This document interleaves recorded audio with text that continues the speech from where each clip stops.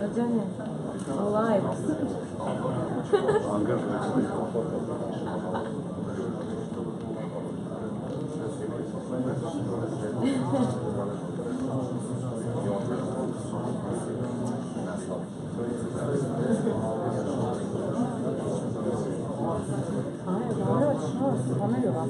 Tamo da se ono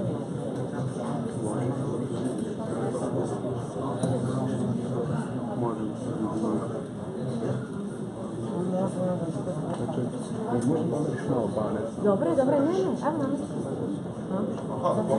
To je to. Dobre, dobre.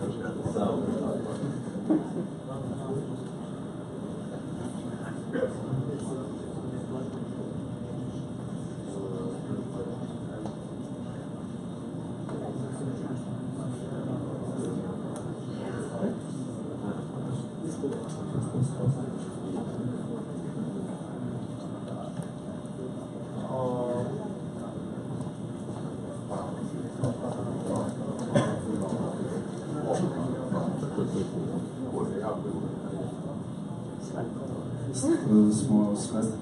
Ima ovdje napred 4 mesta ako neko će sebe da stoji. Da, ima ovdje 4 mesta, ima ovdje strane još 2 mesta, tako da stavljamo sedmići.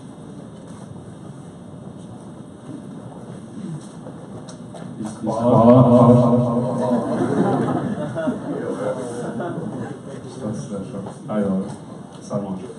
Šta si uradio Petar? Hvala što ste došli na još jedan NSGS meetup. Na ovom meetupu imat ćemo dva predavača.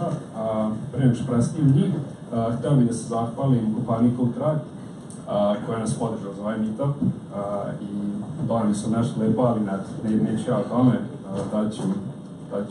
daću reći njegu.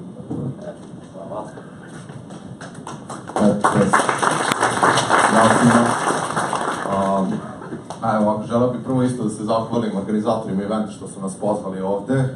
Prvi put smo ovde, ali nadam se da i posljednji, nadam se da ćemo se družiti i dalje. Ja sam Duško, dolazim iz firme CodeTribe i tamo sam frontend developer. Za ljude koji ne znaju za nas, relativno smo mlada firma, proslavili smo drugi rođendan sad pre par meseci. Trenutno brojimo oko 40 ljudi, od kojih je većina ovde u Novom Sadu, s tim da ostatak ekipe se nalazi u kancelariji u Beogradu i u Skoplju. Radimo kao firma isključivo sa startupima.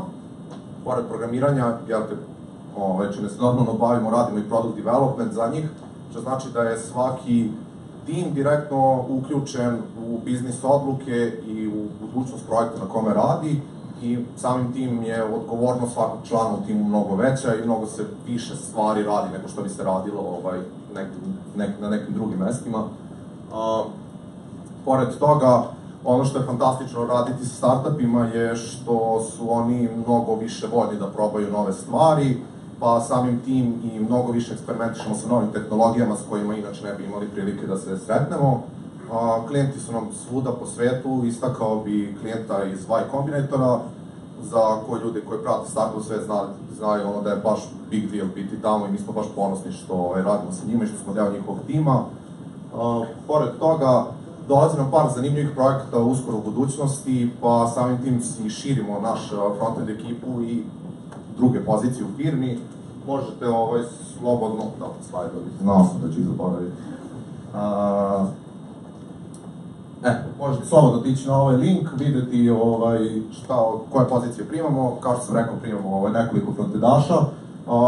Posle predavanja, tu smo kolege moje i ja u ovim šarenim krečevim duksevima, doneli smo piva, mislim, vrlo više nego dovoljno, tako da, eto, ajde, družit ćemo se posle, priđite nam pa ćemo onda pričati dalje šta treba, eto.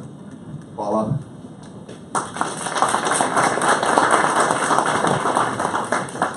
Hvala vam puno.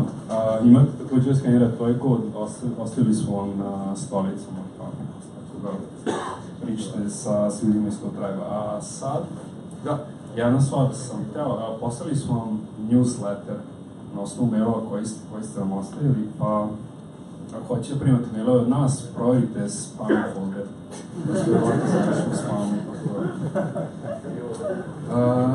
Ništa, to, da, ako možete da se subscribe-ite naš YouTube kanal, fali nam još 40 subscribera da bismo promenili username, tako da ako stignete, hvala. Ne bih dalje dužio, malo smo izmenili raspored, umjesto Milana Keč prvo će ići Bojan Čoka, on će nam ispričati zašto ja svi plaža, tako da aplauz Bojan.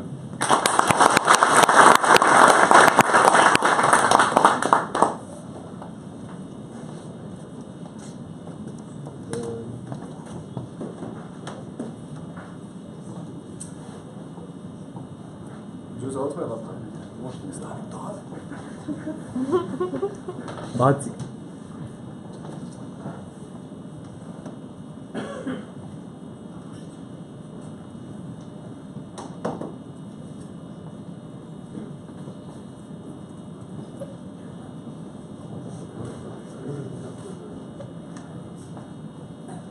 Se vidi kao vidiš.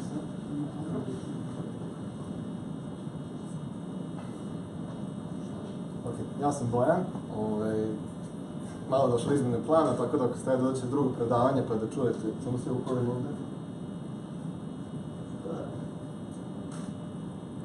Alo? Yes. Malo bolje? Čuo se, da, tako da, ako ste došmudite s drugog predavanja, jebi ga, ja sam prvi. Zato što nisam stigao da drmem neki krafti vinjak tamo iza da se malo smirim. Ali tako da nešto kao ko sam ja, na GitHubu sam Čoka, radim u Lambda Worksu, bilo mi je simpatično što je Đuza stavio ovu tortu na Instagram, pored imena firme, ne znam kakve veze ima, ali imamo tortu da se pameti. Tamo radim TypeScript, tako da izvinjavam se s cijeloj publici, što nisam JavaScriptor baš kao full. I u slobodno vreme držim neke radionice, nešto kao volontiram, tako da to će biti nešto više o tome kasnije. Tema predavanja.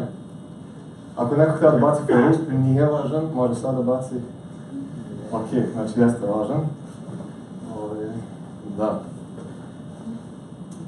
Prvo, uopšte, šta je fora sa JavaScriptom, pošto sad, ja ću pokušati ovo ovako, ne znam se vidi. Halo, vidi se? Može se pročitati ovo što piše ovdje? Može, dobro. Ne znam, na eventu je bilo ono kao fora sa ovim, ja znate, ovo true ili false u JavaScript. Ko misli da je true? Ruka gore. Dobro, to je kao 4 osobe, ali jeste true, tako da malo više angažmana, molit ću. Osim toga, JavaScript ima još neke tako čudne stvari, tipa kad se saberu dva niza, neće ostati totalno ukrao od nekog drugog lika sa interneta. Dobije se prazan string, što je kao totalno ima smisla. A može se sabere i sa objektom. Dobije se objekat tako da obrnuto je nula. Ne znam. Ali nula je jednako nizu, tako da to sigurno sve ima smisla. I još samo jedan ovaj primjer, pa neću više smarati s ovim stvarima. Znači, mogu napravim array od 16 ničega, I sad u suštini, kao ako hoću da imam 16 slova, a sad sa nekim joinom, ovo će biti rezultat. A plus 1 naravno će biti minus 1, neko zna šta je. Dobro, to je ona stara fora sve. Tako da, JavaScript, jako čudan jezik, jako nejasan. Ovaj koji je napravio JavaScript i volim da zamišljam da na fotografiju objašnjava kao šta je on tačno uradio i nikoga ne razume u okolini. Ali sve to ima neku kao svoju istorijsku priču, gde je prvo bilo 95. kad je Mozilla da ne da najkao uposlao da napravi neki jezik za web, za brauzere u vreme Netscape-a. I taj jezik se prvo zvao Mockup, pa LiveScript, pa došlo je biznis glavanja opet JavaScript, zato što postoji ona druga Java koja je nam konkurent i to je neki izvor nenormalna konfuzija dan danas. Cijeli jezik je implementiran za 10 dana. Svi smo čitali te blog postove i te stvari, tako da to je to što se tiče kao JavaScript uvezivanja sa ostatkom priče. Kao prvi kod primjer ću navesti C++, nadam se da vas to ne ljuti previše, ali ne znam, onako radio C++ ovdje. Ljudi, na faksu uglavnom ste svi učili C++ u nekom momentu, međutim, ko profesionalno radi C++ svaki dan? Čovjek, svaka čast, ali jedan čovjek. Suština kao da C++ kao C++ jeste interesantan i sve to, ali ne delo je toliko važno, bar ne u nekoj našoj kao klimi, kako mi ovdje radimo stvari, čime se bavimo. To čime se mi bavimo ovdje uglavnom web, uglavnom outsource i uglavnom JavaScript na frontu, neki na backu, a mislim da to nešto govori kada kao cela zajednica zna C++ u gradu, bar rekao izbredno FCNO ili C++ na više također, ali se gotovo nigde ne koristi, a JavaScript se baš onako kao svuda koristi. Uprkos tome što smo malo čas vidjeli da kao jezik nije baš nešto sretno smišljen i ima neke svoje, kako se to kaže, idiosynkratite, možda, ne znam. Tako da JavaScript je meni bio super koristan za neku priču širenja kao programiranja kroz ljude u Novom Sadu, približavanje programiranja neprogramerima. Ne znam, neko dosta ovdje uči JavaScript, kao da baš, znači svi ga znate već, svi ste znali ono za trud. Mislim, JavaScript je nešto što sam u nekom svom radu sa tim radionicama skontao da zapravo sintaksa i sve to dosta jednostavno ljudi mogu da pokapiraju stvari jako brzo i na nekim tim jednodnevnim radionicama namenjenim ljudima koji nikad ranije nisu programirali. To je bilo u Kulturnom centru Lab, smo kao pravili neke generativne stvari, pa na svaki refresh da se dobije nešto drugačije. To je primjer JavaScripta koji crta stvari. I onda su dalje ljudi na svoju ruku, bukvalno nakon tih 5-6 sati radionice, već pravili neke svoje remikse i animacije na tu temu. Radili su stvari od nule, generalno. I čak su i do neke interaktivne stvari, sad ne znam kako ćete vidjeti ovdje neka interaktivnost, ali mislim, ovo je napravio dizajner za jedan dan koji ranije nikad nije programirao. Sljedeća rečenica počinje sa obe moje bake, a obe moje bake su školovani daktilografi zapravo. I ja sad ne znam da li ima neko ko ne zna tastaturu da kuca i ko ne zna kverti gdje se šta nalazi. Tako da ja sam skontao da je JavaScript jako dobra varijanta za nekako približavanje ljudima koji se ranije možda bojali ili nisu kontali šta je to programiranje, šta se podrazumeva, da više pristupe tome kao nekom alatu, da vide da to nije strašno i da tu može svašta lepo da iz toga izađe. Tako da sa JavaScriptom može puno stvari da se uradi i ne znam da li smo zapravo još istražili sve što s njima može. Ovo sam malo subverzija, pošto dalje pričam o open source-u. Opet u pitanju je već pretpostavka da jeste važan, jer sam neko misli da nije važan. Svi mislimo da je važan, super. Najbolji način za development softvera. Da, ubedljivo najbolji. Sada, open source i JavaScript su, što ja pričat ću, neću reći JavaScript jedno 5 minuta naredi, ali sad ću pričati open source. Čisto da kao spontano, koji su neke faze kroz koje ljudi prolaze kada otkrivaju open source. Nešto što ja mislim da ovdje u Novom Sadu jako manjka svesti o open source-u. Prvo, ima neke firme koje meni dali kao da uopšte ne znaju da je open source stvar, kao da ne znaju da GitHub može. Mislim, znaju, ali mislim iz nekog razloga boje da to dalje istraže i nadam se da ćemo na kraju ovog segmenta prezentacije imati možda neki način da uđemo u tu diskusiju i u firmu u kojima radimo i slično. Onda su neki ljudi koji kao su probali da vide šta tu ima interesantno, da to može nešto se radi. I mislim da bar svi koji koristimo JavaScript, trenutno najbolje stvari u JavaScriptu poput Reacta, čisto ako da polovinu odmah za Angulara iznerviram, ali koristimo to na poslu i kao super radi i jako dobro pomaže to što sve što zamislimo manje više NPM paket čiji kod možemo da pročitamo i tako dalje. Sad sledeći korak do kog još nismo stigli, a jako je bilo lepo da krenemo da radimo, da zapravo te alate koje koristimo, da razmislimo ako nešto ne radi, ako neka dokumentacija nije jasna, da nema toliko kukanja i kao daj nešto treće da probam, nego da vidimo da li možemo nekako da doprinesemo. Ne znam, je neko u svom poslu kontributovao nešto do neki open source repozitoriju. Volio bi da u nekom trenutku svi imaju tu, da svi dignu ruke. Ali to je nešto na čemu kao mentalitet treba malo poradimo i poslednji korak je da neko zapravo napravi nešto svoje i da preuzme neku zajednicu svoje ruke i da povede neku priču, neku inicijativu. To vam isto nešto reći kasnije. Hacktoberfest. Neko čuo za Hacktoberfest? Hacktoberfest je super stvar koja ako niste nikada kontributovali na open source, probajte da jesam napisala Hacktoberfest, da probajte kao da se uključite u oktobru, uglavnom ljudi naprave kao glavino nekih help wanted, good first issue stvari na GitHubu koje kao mogu ljudi da se lakše uključe bez da rade neki konflikt na samom projektu, čisto da malo osjete šta je to pull request, šta je to komentarisanje na pull request, vrđevanje komunikacije, tako kako to ide. A u isto vreme, kao, bio sam na nekom predavanju u Edgeu na temu kako ostati programer, gdje sam čuo neke stvari o open source-u koje sam jako, onako što kažu mladi, istrigirao, što ima pa nekih koncepcija koje nisu uopšte, ja mislim, zasnovane nijakoj realnom primjeru, nego tako ljudi pričaju, na primjer, da je GitHub super za CV, ne znam, se čuli za tu priču, da je GitHub odličan CV, ako si na open source nešto kontributovao, onda ti mora da si mnogo dobar programer, ili da, šta još ima tih stvari?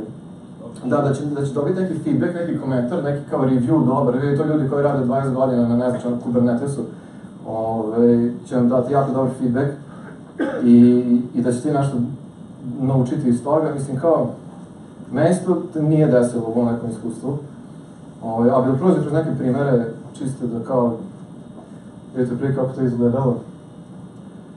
Ako radi, ne radi, dobro. To je na primjer.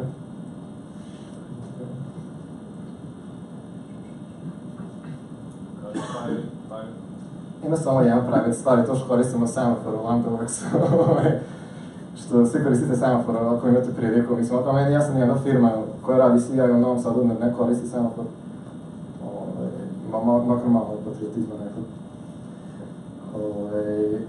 A da, što neću ovdje da ovdje.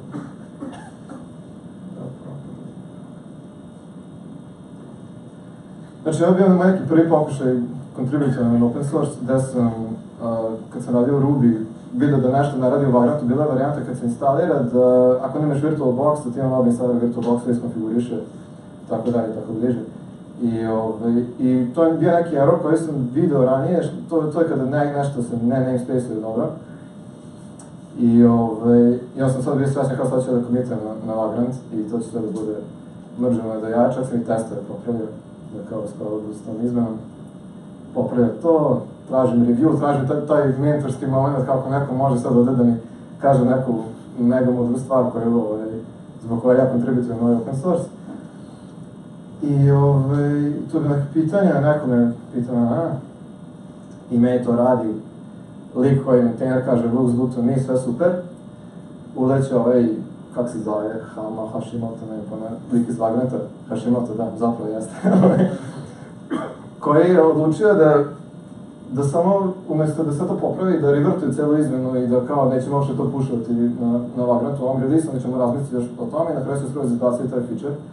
Tako da, ali sam bar iz toga naučio da kao isto deo vođenja projekta može da bude da kažeš ok, ovo sad da smo zastrali hotfix, nećemo da ljucamo, nego ćemo da se vratimo nazad i sve će biti ok.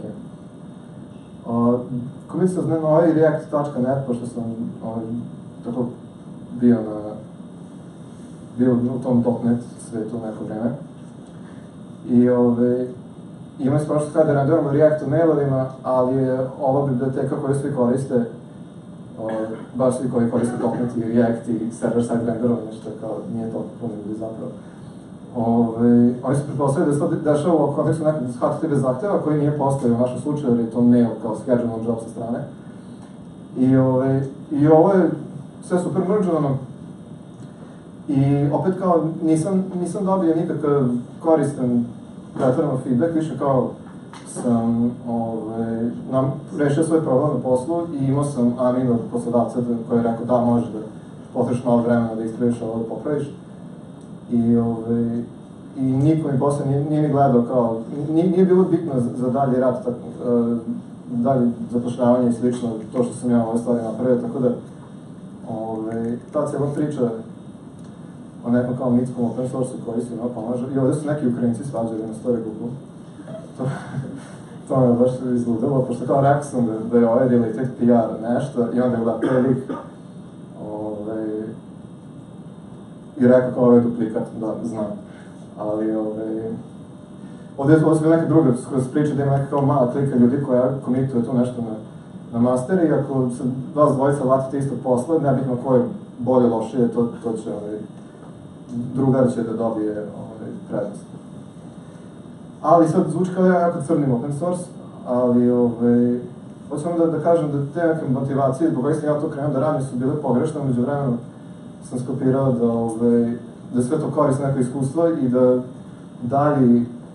dalje u pitanju open source bi vjerojatno trebalo da ima neki lokalni moment, ne znam, ali ja to sam nekako Oktoberfest iskustva.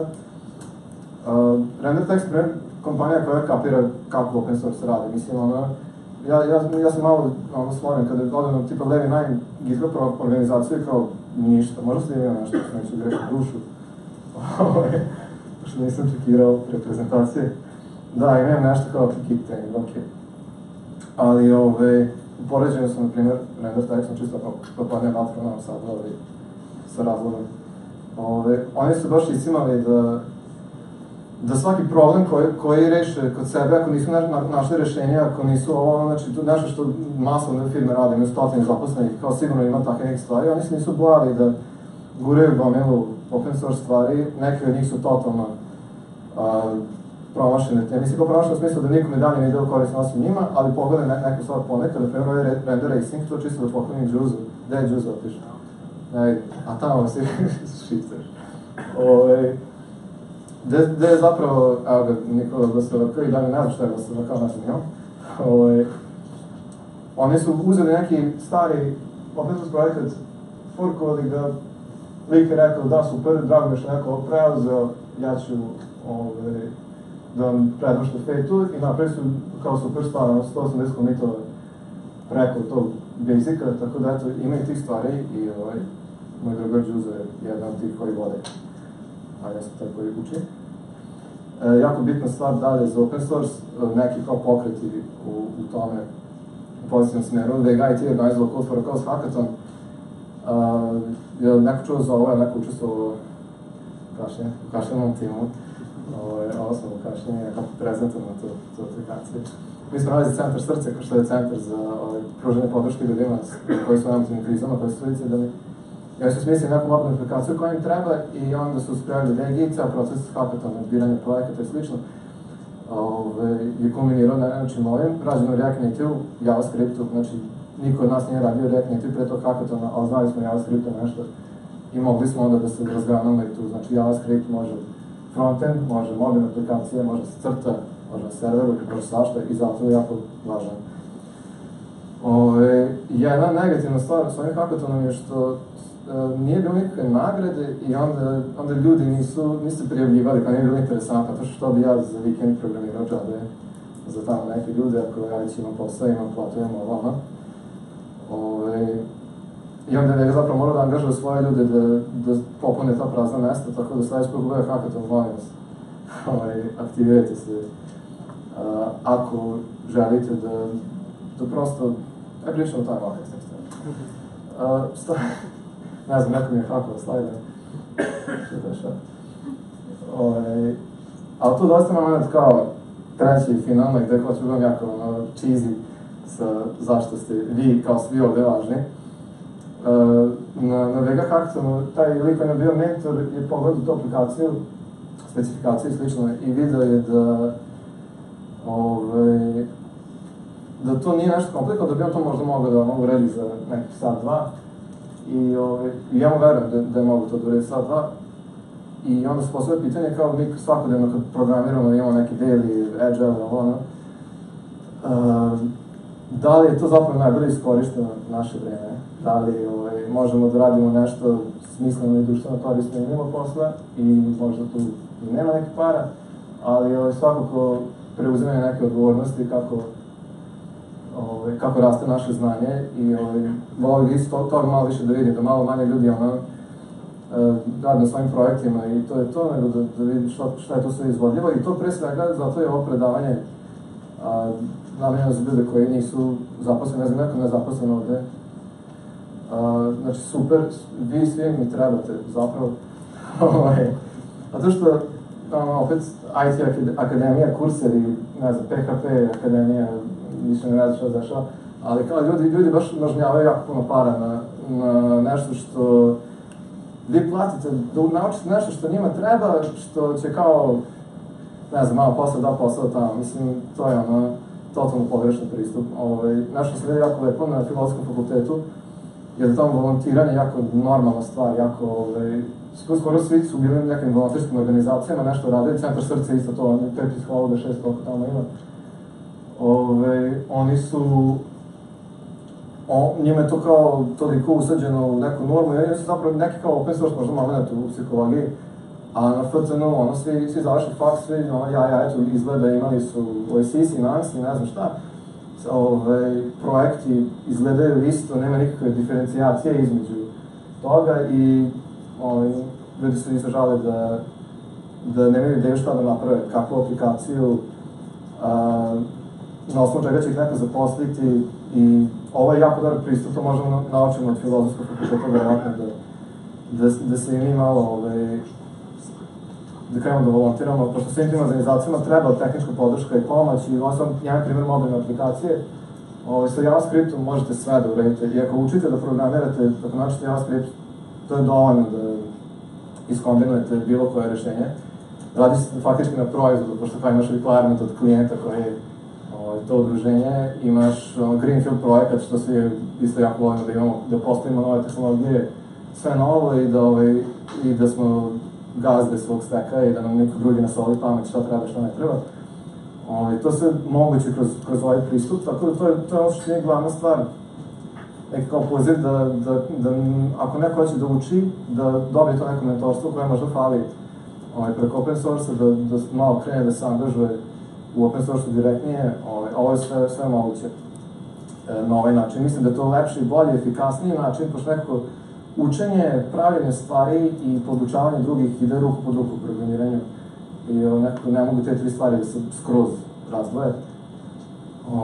Ja predlažem ovaj pristup i u to ime sam i kontaktirao neke organizacije, tako da za Centar srca treba se uraditi sajt, za ženski centar treba se uraditi sajt i aplikacija desktop za vođenje evidencije različitih slučajeva. Kompas, neko novo udruženje koje nemaju ništa, trenutno nemaju čak ni neki basic site, tako da to isto može da bude dobar entry point. Moj e-mail je skroz dole, ime prezime @gmail. I jako bih hvala da se okupimo kao, krenemo nešto, da učimo, volontiramo zajedno i da malo to programiranje, da ne pričamo toliko o jezicima i stvarima, nego kao da zapravo nešto uradimo, kao što ćete pričati JavaScript, zato što stvarno kao ono, ako je cilj da se nešto napravi korisno i ako treba da se što pre organizujemo, naučimo, onda je optimalno da se nauči jedna stvar, što je jedna stvar da se zgruva sve. JavaScript nije toliko strašan, dobar je alat, ima gomila stvari oko njega, gomila biblioteka i sve do toga i sa svim tim možemo da se ovim malo bavimo. To je prilike, to što sam ja imao za vas, sad može pitanja, razgovori i sve, da. Tako da to je to. Hvala.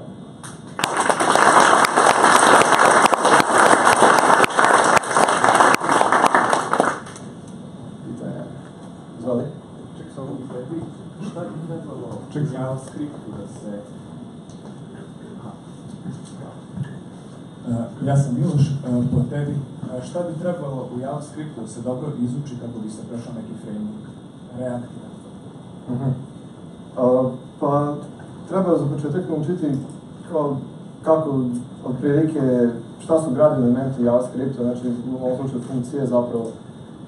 I React koji jako lepo leži na taj model, a on u suštini, ona sintaksa koju on ubacuje je samo drugačiji način se pozove neke funkcije, tako da naučiti kao nešto, sad ne znam, je pitanje kojim redosledom, šta? Ne, više kao neke sad, šta bi obuhvatilo sa to liste? Samo JavaScript, te neke fundamentalne stvari ili treba još... Pa da, neka ideja ovoga, znači JavaScript je sintaksa, a sad koncept je oko toga nekako po potrebi. Ima još neke stvari koje možda mogu da brzino pokažem. Znači, ja sam 2014. mislim, da, krenuo da se bavim programiranjem, ovo što ja sam bio neka animacija, inženjer sam baš sačuvaj i onda sam vidio da može da se pravi neke animacije i sad ja apsolutno nisam imao ideju JavaScript ništa, nisam imao pojma, znači kako se bilo šta definiše, a htio sam napravim ovo. I onda sam krenuo da tražim, ok, sad ako hoću to da uredim, šta mi sve treba da znam, ok, treba mi neki array da bi bilo više tih stvari, i bukvalno ono kao googlanje, sad jasno mi je da googlanje ponekad problematičko, da nemaš ključne reči za koje ćeš da tražiš i nemaš zašto se uvatiš, ali u tom smislu i taj poziv da kao, ako hoćeš da naučiš React, evo napravit ćemo aplikaciju za nekoga, koristit ćemo React, nećemo da uzeti nikakve pare od toga, ali ćemo uraditi nešto korisno, naučit ćemo nešto i onda ću konkretno vidjeti, ovo sad ne znam kako se radi, znači rezultat je taj, šta treba naučiti da to dobije. A kao učenje u vakumu jezika, pa frameworka onoga, to je isto jedna od tih kao motiva koji se ponavljaju, koji nisu baš najzdraviji za razmišljanje. Dalje. Jesam ti odgovorio, izvijeni? Još neko? Imam ja jedno. Zašto, šta misliš da je najbitnija stvar koju nisi spomenuo kod Hacktoberfesta? Da, svi dobiju majicu. Tako da, to je kao, napraviš 4 pull requesta na svoj repozitorij i stignuti majica. Tako možda hakuješ Hacktoberfest ako si meta. Ali, čisto, mislim, to je moment kad se maintaineri angažuju da malo sortiraju više i da malo vide šta je to što neko može stvarno bez nekog preternog ulaženja u dubinu projekta da uradi, tako da staviš majicu i staviš nešto. Neki stikeri, nešto. Stikeri, da, i DigitalOcean krediti. Da, krediti, sa 7. Mački web krediti, da. Dobro, dalje. Neko hoće da se bavi tim volontiranjem, ako hoće da se javi. To, može. Pričat ćemo se.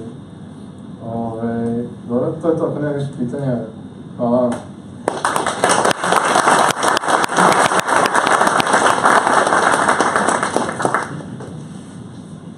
Hvala ti, Bojane, možete mi se javiti posle, kada se dogovoriš o volontiranju. Ovo je plan. Inače, Bojan isto drži radionicu, vratno će držati još jednu. Nadam se će mene priviti stekati. Možemo ti jako dobro. Jesam dalje upaljen na ovom.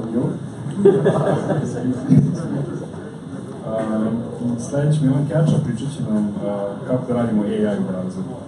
Tako aplauz jedan za Milan.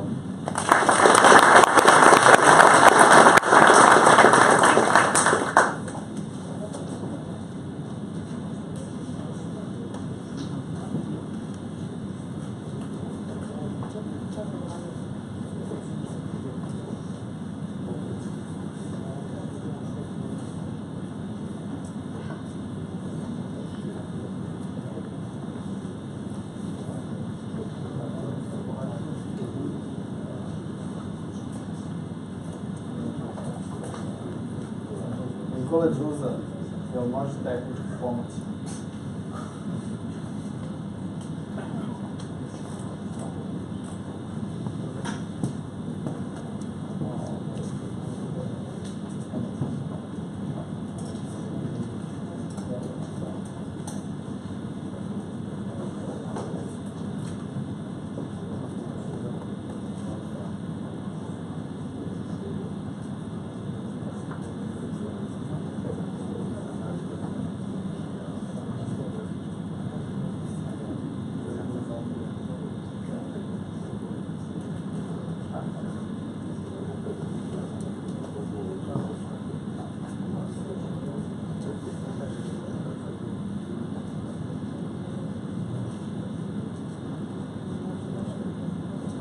Možemo da krenemo.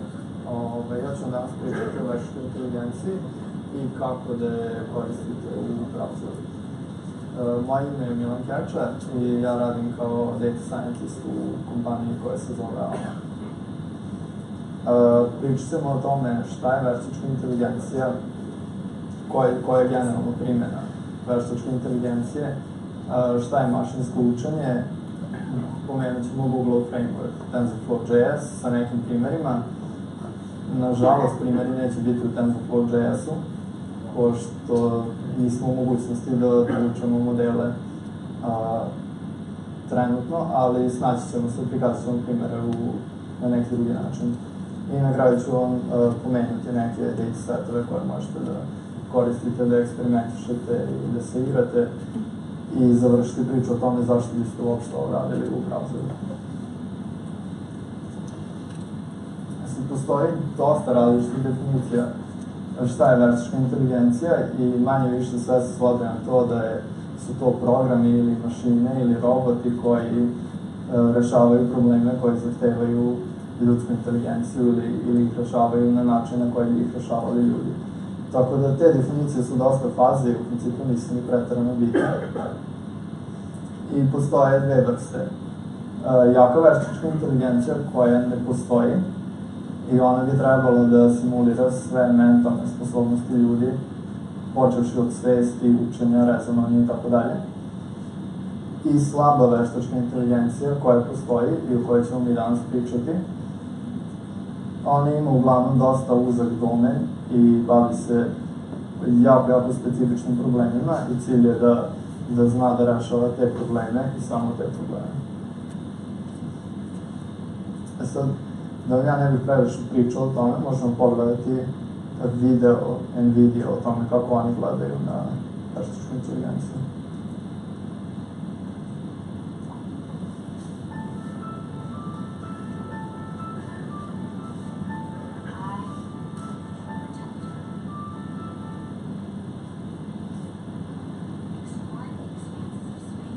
Ne znam, da li imamo neki slučaj.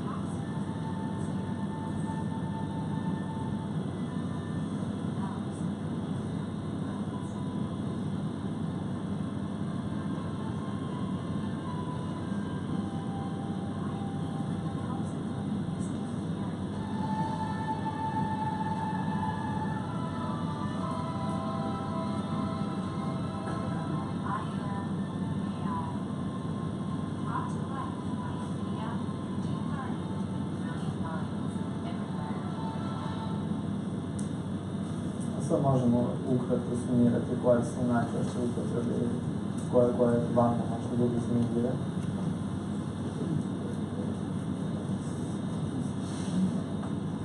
Da, jedna od stvari koja je verovatno mnogi od vas koriste je face recognition za uključavanje telefona. Zatim image captioning, odnosno opis sadržaja slika, gde, kao što možete vidjeti na slikama, AI može u potpunosti da opiše šta se dešava na slikama. Sad, naravno, to ne znači da može sve slike da opiše savršeno.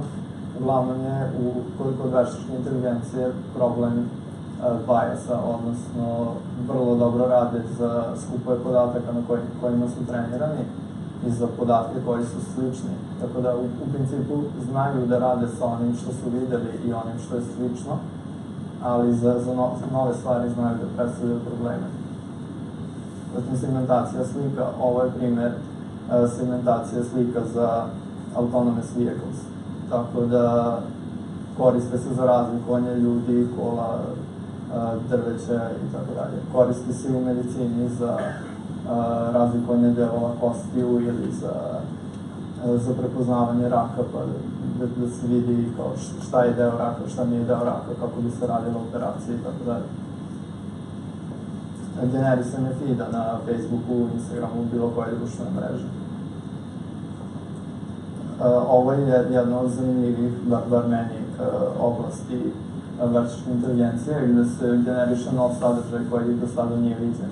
Tako da se tu može raditi sa slikama, sa zvukom, sa tekstom. Kasnije ću vam pokazati jedan primer sa tekstom gde se radi generisanje sadržaja na osnovu prvih nekoliko rečenica koje vi možete da birate.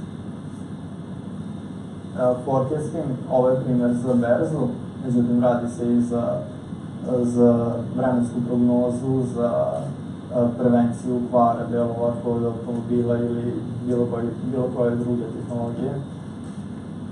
Isto tako i za prepoznavanje rizika za srčani udar, gde se prati rad srca kroz neko vreme. U gaming industriji je sad popularno, sad svi trkaju da naprave bota koji će pobediti profesionalce koji su najbolji na svetu u nekoj igrici. Tako da to najviše rade Google i OpenAI i trenutno imaju botove za StarCraft 2 i za Dota, za one koji su gameri, vama je to verovatno poznato. Takođe u staroj drevnoj igri Go su pobedili ljude, pobedili su najboljeg igrača na svetu. I čak su ljudi otkrili neke nove strategije koje do tada nisu videli, kada su posmatrali bota kako igra. Isto tako recommendation sistemi za YouTube, Netflix, što god da koristite. I tako dalje, bukvalno gde god da pogledate, moći ćete naći neku primjeru za veštačku inteligenciju. Sada ćemo pričati o mašinskom učenju, koje je najpopularnija grana trenutno veštačke inteligencije. I uglavnom kada se kaže veštačka inteligencija, misli se na mašinsko učenje. Isto ima mnogo različitih definicija, ali se svodi na to da imate neki algoritam koji uči na osnovu podataka i cilj je da kasnije koristi to znanje da bi vam odgovorio na neka pitanja. Ovo je machine learning workflow. Svaki machine learning model prolazi kroz ovih 5 faza. Prva faza je da prikupite podatke. Druga faza je sređivanje tih podataka.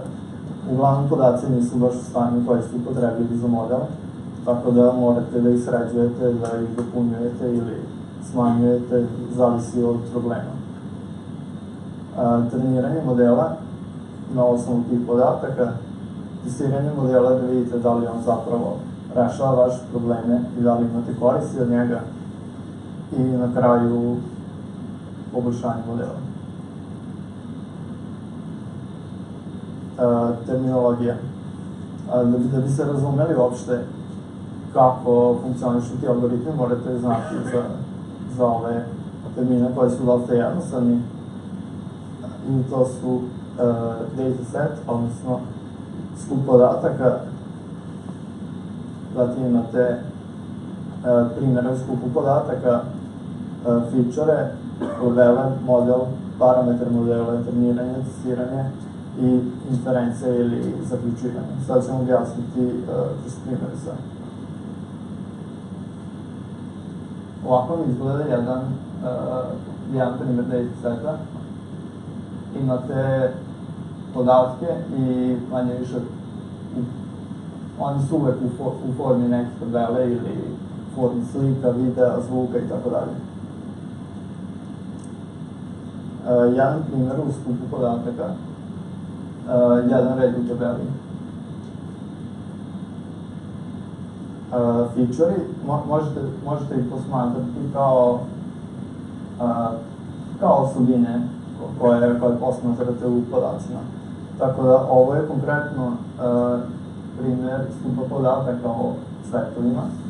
Dakle, imate širinu latica, dužinu latica, islica, lisove. Labela je ono što želite da predvidite. Tako da u ovom slučaju je to vrsta cveta na osnovu ove 4 osobine.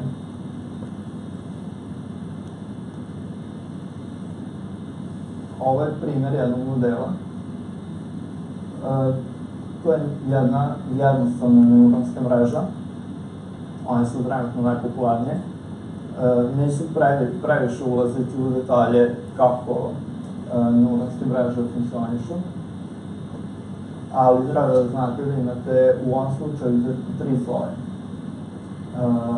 Ulazni sloj, gde imate po jedan neuron za svako obeležje.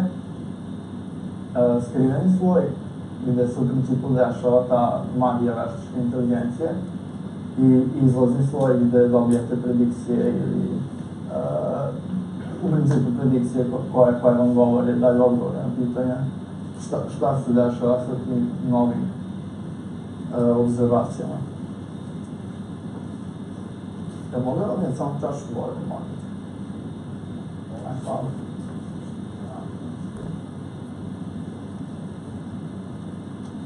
Ovo je primer kako funkcioniše jedno zaključivanje. Znači ovdje na ulaznu vedete vaše opažanje. Možete. I ti brojevi se manje više puštaju kroz model i vršite neke osnovne kalkulacije. Tako da u ovom slučaju recimo da imate na ulazu dvojku. On se množi sa parametrom i posleđuje se dalje u sledeći neuron. Neuron čeka sve ulaze koje ima, u ovom slučaju ima 2, sabere se, izvrši se neka jednostavna funkcija i to se dalje prosleđuje na ispis. U tipu, ovo nije bitno. Bitno je da znate da dovodite na ulaz vaše observacije i čekate da na izlazu dobijete rezultat.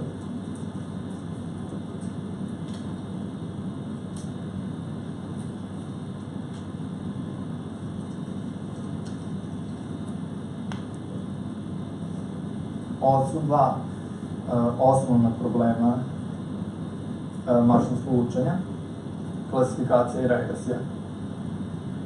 Klasifikacija je problem da vi logično želite da odredite klase podataka koje vidite, tako da u pogledu matematike vi želite da nađete liniju koja razdvaja ove dve klase, razdvajate crvenu klasu od plave. To bi bio primer, recimo, klasifikacija sadržaja na slikama. Želite da vidite da li je na slici pas ili je na slici mačka. Sad, regresija je drugačija,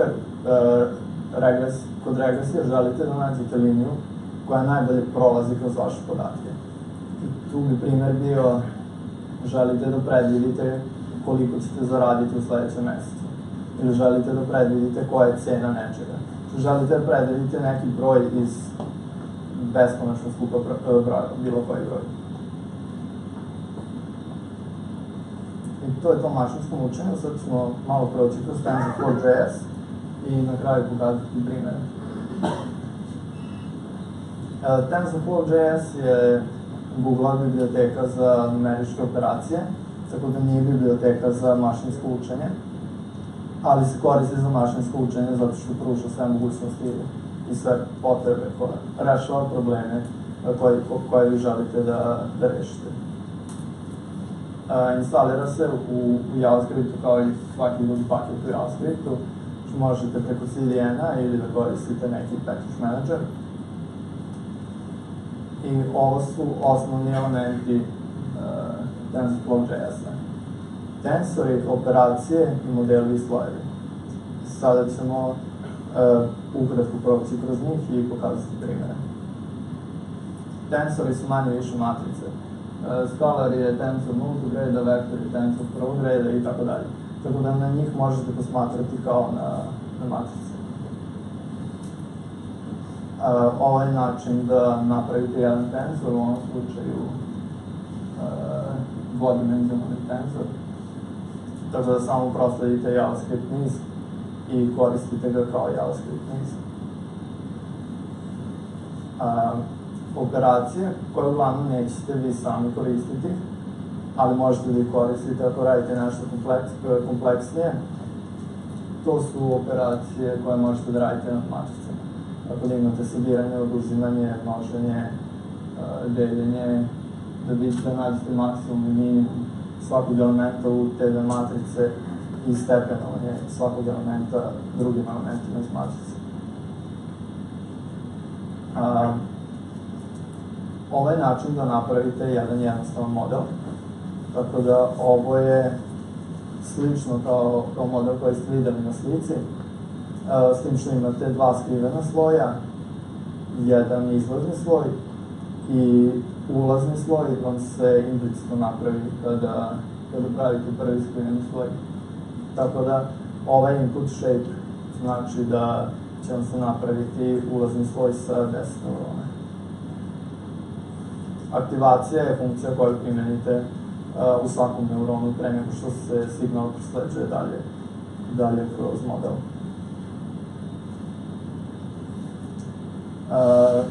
Ovo je način da istrenirate vaš model.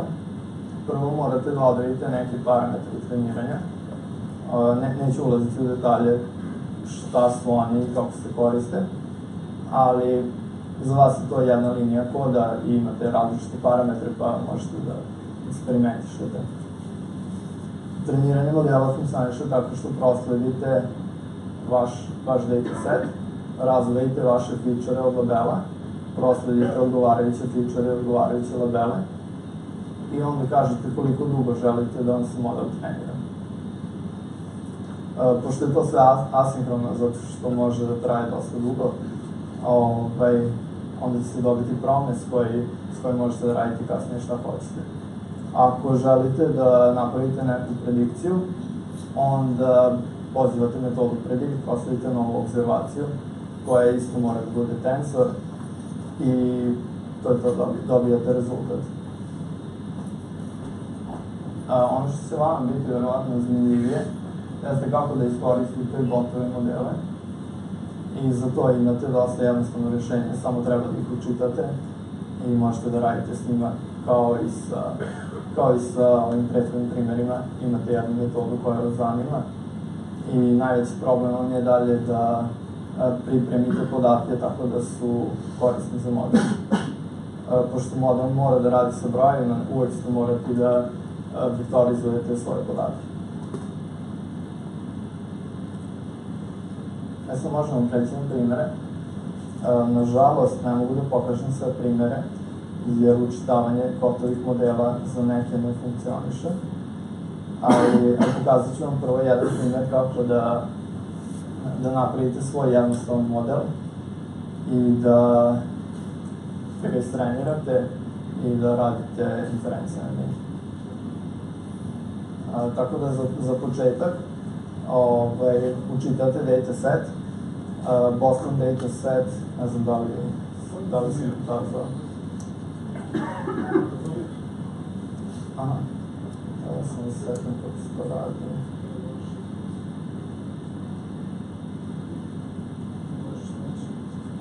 toga. Vidite svi? Samo prvo da vam pokažem kako izgleda taj dataset, jer iz toga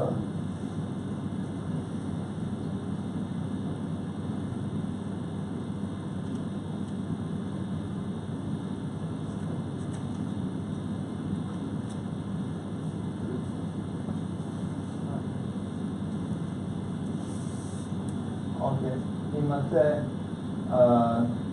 dosta feature-a i želite da predvidite koja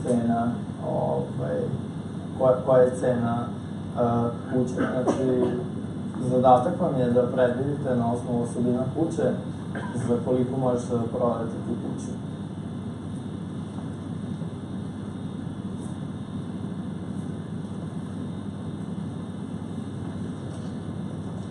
Tako da prvi zadatak nam je da učitamo taj dataset, koji će uglavnom biti u formatu CSV-a, osim ako radite sa slikama ili sa videom ili sa audijom, onda će biti u tim formatima.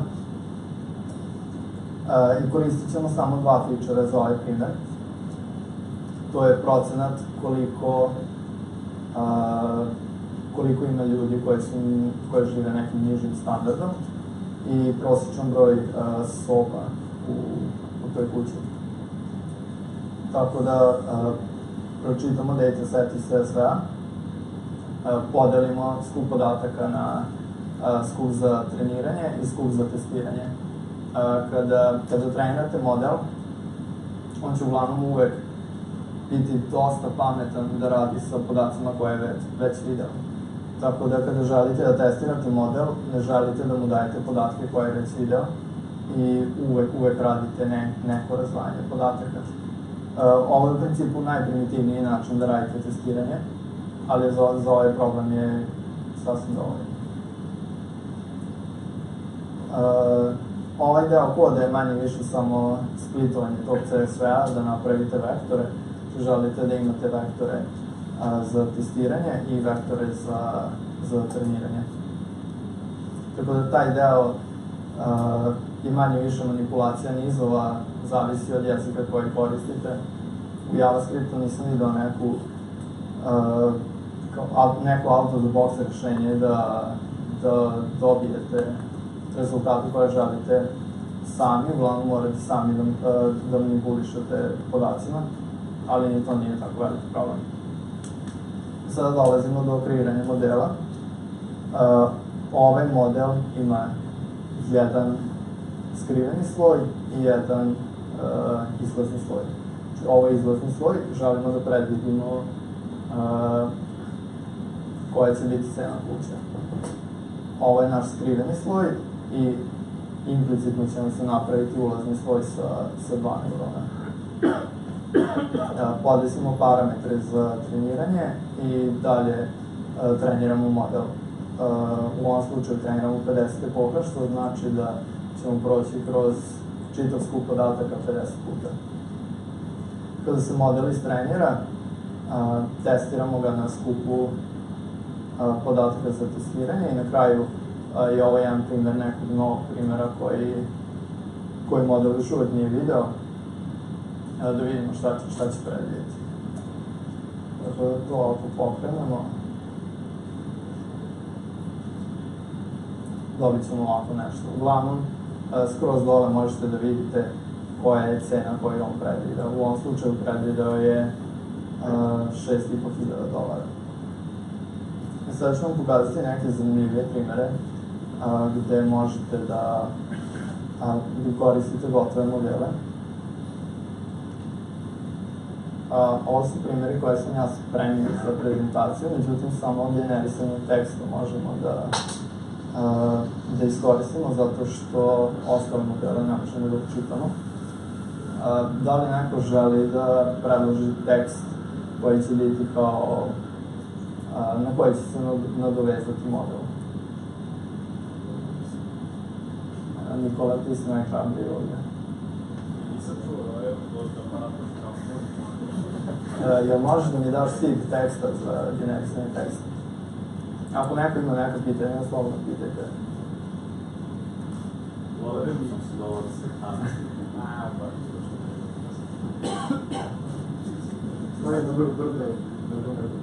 A moraš mi na engleskom reći. Gore.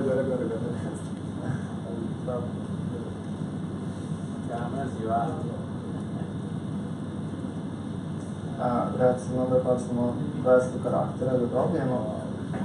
Ovo polje nam govori koliko narednih karaktera želimo da izgenerišemo.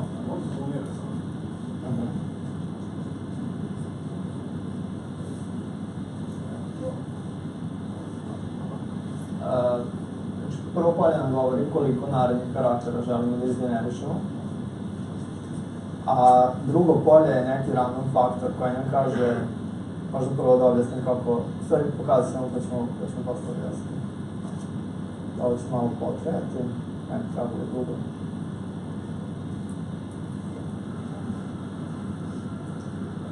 Life is all about having a store of literature. I never forget it, but as I say, is my position in what you know i tako dalje. Tako da može da liči na nešto. Ovaj model radi tako što uzima, ne znam, recimo 10 prethodnih karaktera i pokušava da izgeneriše sledeći. Tako da izlaz vašeg modela je 30 neurona, to jest nije 30 u slučaju engleskog, ali 1 neuron za svaki karakter. I sad ovaj parametar skroz dole nam je u principu neki random faktor. Ako ga stavimo na 1, to znači da će on uvijek iskoristiti karakter za koji misli da je najveća verovatnoća da je sledeći. A ako ga stavimo manje, onda se dodaje random faktor i onda tekst neće ličiti toliko na tekst nad kojim je treniran model. Dakle, možemo da probamo recimo ovako da stavimo malo više. Neko je imao neki predlog, možda pomerim, koji se nam loše čuo. Možemo se isto malo.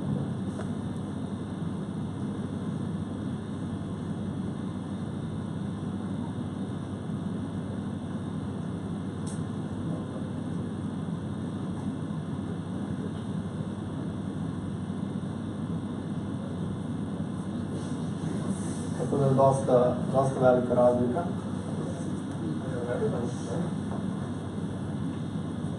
Da zna nekad bude depresivno, nekad zna da bude smijetje.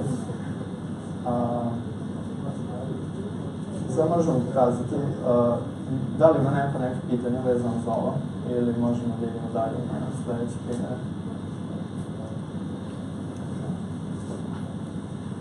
Evo jedan primjer, prenos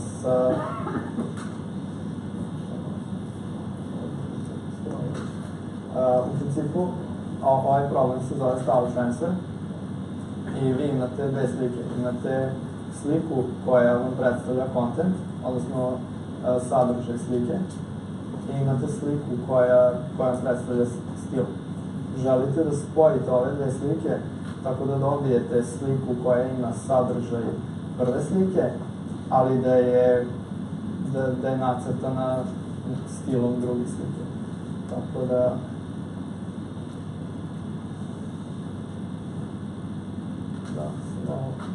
ovo je dosta zahtevno za moj laptop, ali dobili smo neke rezultate. Evo, pogledajte prve dva primjera, ovo vam je rezultat. Isto tako za ovaj stil. Tako da možete dobiti dosta zanimljive slike. Ovo je u principu jedan od mehanizama na koji funkcionišu filteri na Instagramu ili ne znam da li ste čuli za Prizma aplikaciju, oni isto koriste ovo. Sada ću vam pokazati primjer detekcije objekata na video. Tako da, eto, mene prepoznaje kao čoveka. Prepoznaje i telefon. Ne uvek. Sad ćemo probati neke slike da mi damo.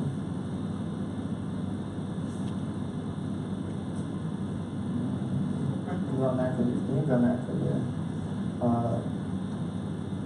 Dosta zavisi od osvetljenja.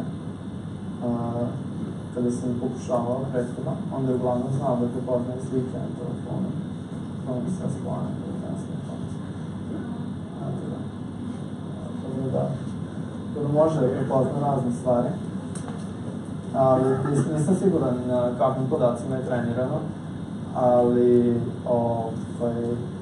u principu sve što vi možete da pokažete bi trebalo da prepozna. To je bilo to od primjera.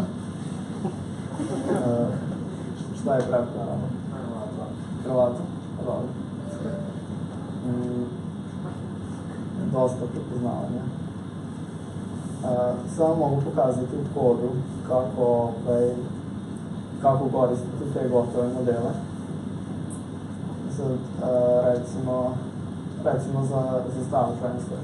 Manje više sve što vi treba da uradite jeste da učitate model i da kasnije kažete daj mi predikciju. U ovom slučaju prenesi sve slike na drugu sliku.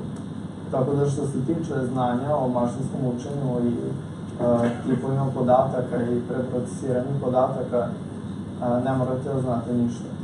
Dovoljno je samo da znate API i kako koristite biblioteku.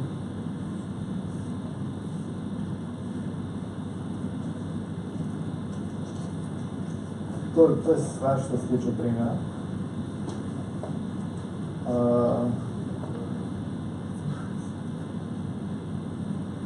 Tako da, ostaje priča zašto biste ovo koristili.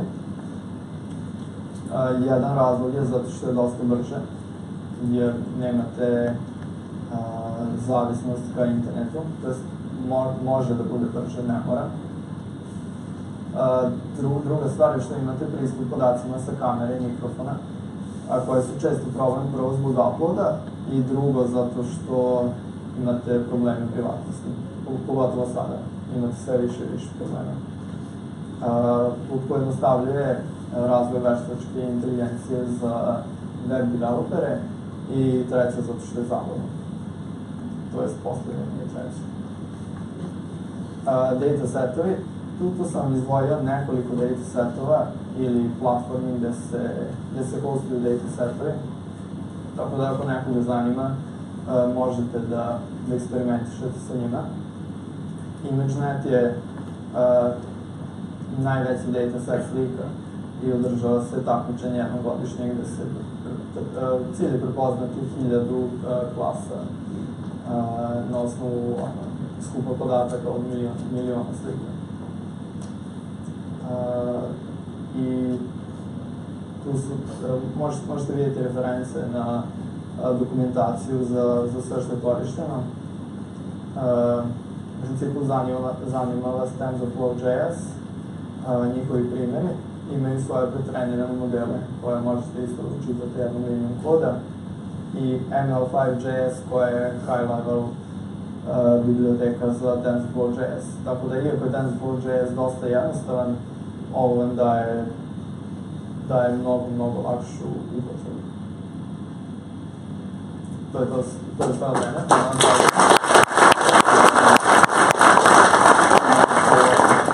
Ako imate neke pitanja.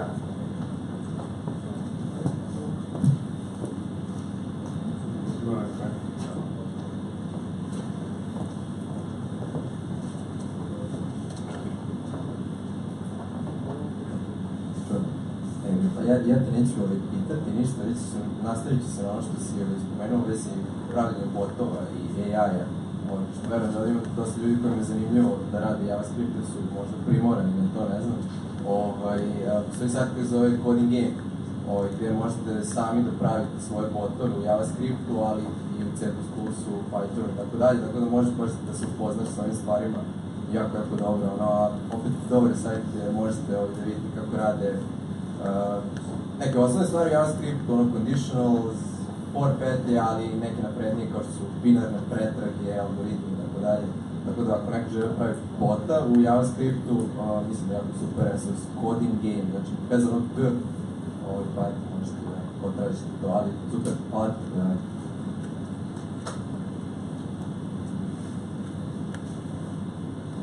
Još nekako ima,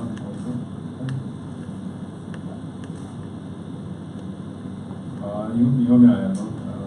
Koristiš nešto od ovoga u svom poslu, pošto si data science, iskoristio neke jasnike? Nisam koristio nikada u poslu, ani pre najave ovog predavanja. Razlog za to je što je podrška za drugi jezik je mnogo veća, konkretno za mašinsko učenje. Ali ima svoju primjenu, pogotovo za mobilne telefone i generalno za web, gde ako želite da ubacite neku veštačku inteligenciju u vaš sajt, a ne želite da hostujete i još jedan servis koji će zapravo da radi nešto pametno, onda možete sve da korišiti jednostavno.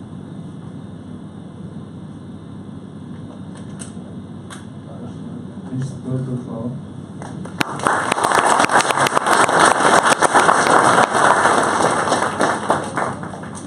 Ništa, hvala što ste bili, ostavite još malo, ima piva i ima hrane, spravit ćemo ove sklalice, tako da ostanete još malo. Hvala.